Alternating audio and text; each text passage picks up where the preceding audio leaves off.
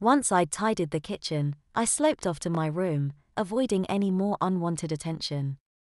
I kicked off my shoes and slumped on my bed.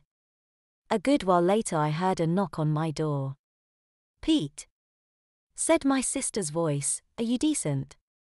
"Yes," I replied. Cheryl opened the door and sat on the edge of the bed.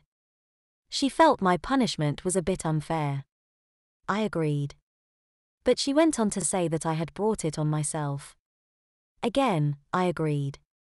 Granny calls it petticoat punishment. I added. "You look okay in that skirt though." She said kindly. "Whose idea was it to shave your legs?" "Mother's," I replied. "I have to shave my armpits too." Cheryl's eyes almost popped out of her head again. "Really?" I nodded. "And how do you feel about that?"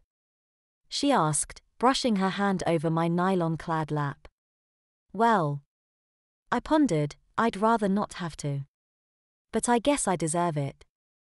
My head dropped. "It could be worse, I suppose." "How so?"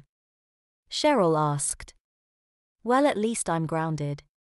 I couldn't bear having to go outside dressed like this." "Oh, you look okay," she said, "at least you don't have hairy legs." She smiled, stroking my hairless knee. My eyes rolled as if to say, "Yeah, right." Cheryl smiled, I smiled back. We chatted for a few more minutes before Cheryl left me alone. I gave her a hug and thanked her for understanding. "Are you coming downstairs or staying up here all night?" she asked. "I'll be down in a bit," I replied, glancing at the clock. "But my bedtime is 9. I added. 9? She asked. "All part of the punishment." I shrugged. "Ready for bed at 8, bedtime at 9. I stated, parroting Mother's rules word for word. Cheryl frowned on my behalf. "Okay," she said. "I'll see you in a bit." Before leaving me alone, I changed into my night clothes and listened to the radio until around 8:15, before joining Mother and my sister in the lounge. "I had a feeling you'd not be wearing your own pajamas," said Cheryl as I sat down wearing one of her old nighties. "Oh. I grunted as I sat myself down in front of the TV. Mother went to bed not long after the movie started, stating that I was to go to bed as soon as it finished. After a few moments Cheryl said, "You know, Pete, you do look quite comfortable wearing my old clothes." Was all I could reply before Cheryl continued. "I mean..." She paused. "Mother said you can't wait to change out of your school dress and into something nicer on a Friday." "Well," I replied, "anything is better than wearing that." I paused. "Apart from that thing I had to wear when Granny visited last Saturday," I added. Cheryl giggled. "Yes. I hated wearing that dress so much too. I think I only wore it a couple of times all in all." I smiled. "I'm not surprised. I nearly died when Granny arrived. I had no idea she was coming over." "Oh, poor you," Cheryl said sympathetically. "Still, you looked okay earlier, quite trendy really."